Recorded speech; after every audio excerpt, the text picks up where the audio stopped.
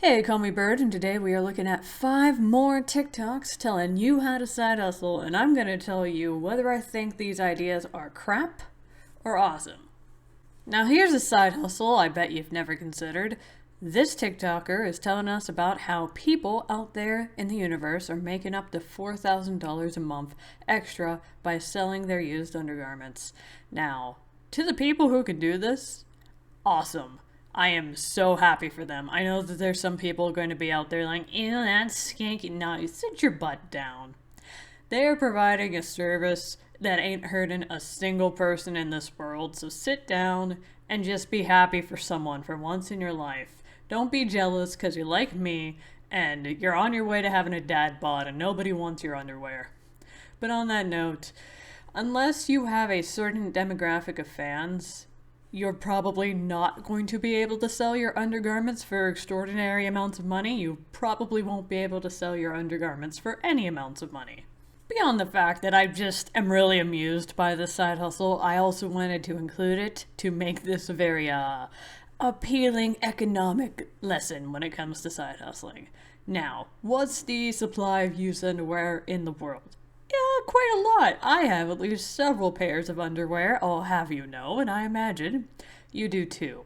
Now, what's the demand for used underwear? Well, it's not quite as big because it takes a certain demographic that has the right combination of money, passion for used underwear, and not living in a household where that household's going to kick you out if eBay package of panties show up. So when you have a lot of supply and not a whole lot of demand, you really have to make sure what you're selling stands out from the crowd. And the way that underwear gets sold in this situation is the brand image of the person whose underwear it originally belonged to. Your brand image is your hustle. You need to keep that in mind. Every once in a while, for the sake of my sanity, I have to pick a video I actually think will work. This TikTok has 2 great ideas. First and foremost, go to your local Marshalls, pick up some designer handbags, then flip them on Facebook Marketplace for a profit. Secondly is go to your local Home Depot, buy everything you need to make a fancy mirror, then sell it for a profit on Facebook Marketplace. The only thing I'd have to add to this is just start slow, especially with the handbags. But all in all, I think this would be a good, low risk, potentially high reward side hustle that's not going to get you arrested like if you go around painting curves. This TikTok is showing us how to make stickers to sell on Redbubble. Now, I really like the recommendation of the software. I don't use the software myself. This is the first time I'm hearing of it, but it does look like something that would make this process accessible to a lot of different people. Now, I do graphic design on the side, so I use graphic design software when I make designs for Redbubble and the like. But if you're not starting off with that kind of technical knowledge, a free software like this is a good alternative. However, if you are about that sticker hustle, if you are about that t-shirt hustle, you have to have a couple things in mind. First and foremost, do not violate trademark or copyright. You have to do your due diligence to make sure you're not violating both, because at best case scenario, you get your Redbubble or your Teespring account suspended, bye-bye, income source gone. At worst, you get sued by a very angry and big corporation.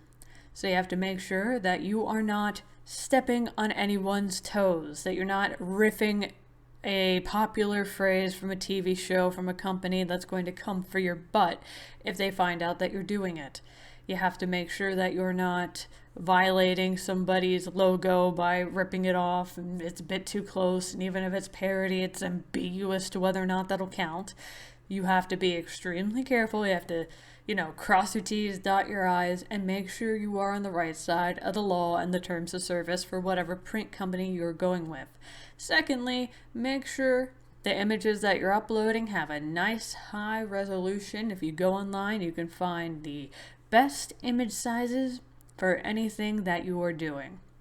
And those are my 2 biggest tips, is make sure you're not stealing other people's stuff because they'll get angry at you, and also make sure the resolution is high so it actually looks good when it gets printed.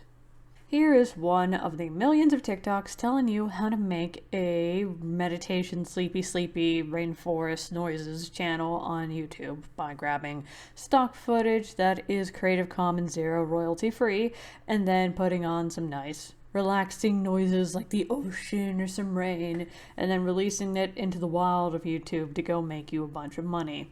Now in the past, these channels have been monetized and they have made bank, but the issue is that the robot overlords here at YouTube have declared a little bit of an open season on them because the robot overlords are like, hey, this is super repetitive content. You're posting the same pictures, you're posting the same noises, you're posting the same everything, and this seems tacky and weird and we don't like it, so this needs to go away and we're not giving you money. Because, and you need to learn this if you have any ambitions of doing anything on YouTube, YouTube is an extremely fickle mistress. It doesn't mean this idea is completely dead, and I'm actually running an experiment on it now to see if I can make money doing a similar format, but spicing it up a little bit so I don't get dinged by the robots. We'll see in a few months from now if anything comes from that side project, and you should like and subscribe so you can catch that video when it comes out. I just want to give you a super big heads up that, yeah, it used to make bank. Yeah, it could still make bank, but it's not easy as it used to be, and you have to outsmart the robots, and YouTube is a bit of a dick nugget. I really hope this one's a Poe. I really hope I'm falling for a Poe, but in this TikTok, we are told to buy a house for $10. Yes, there are houses that you can buy for $10. Then we take our $10 house and we sell it to a flipper. Again, I hope this is fake. I hope this is a joke. I hope this is a joke and I'm just that guy who doesn't get the joke.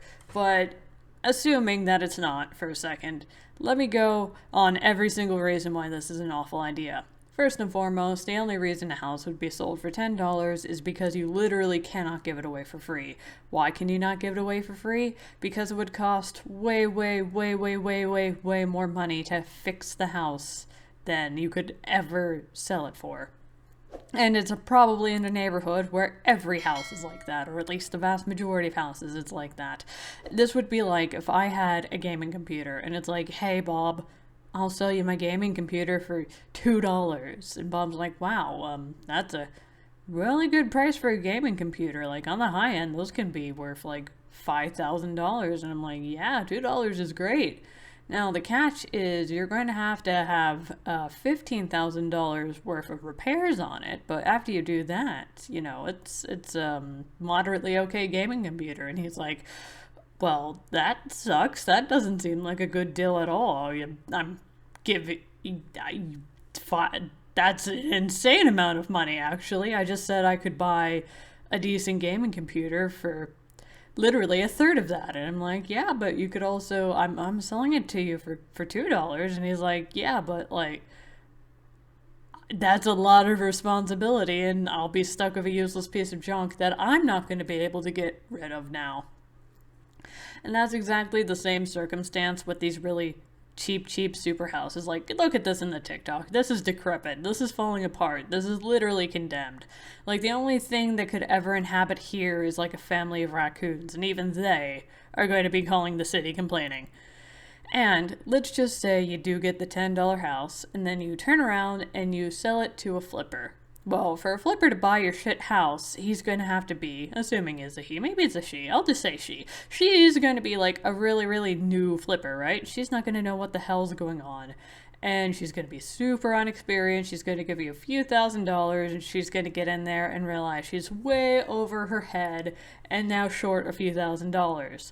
And now she's going to be in the hole, and she's not going to be able to get rid of this house. She's not going to be able to fix it up. And even if she does fix it up, the selling price of the house is only going to be worth a fraction of what it costs to get it livable. And that's a really scummy move. I mean, you're a hustler too. I assume you're a hustler if you're watching this channel. That's like hustler cannibalism. Don't screw over your other hustlers, man. Hustler code.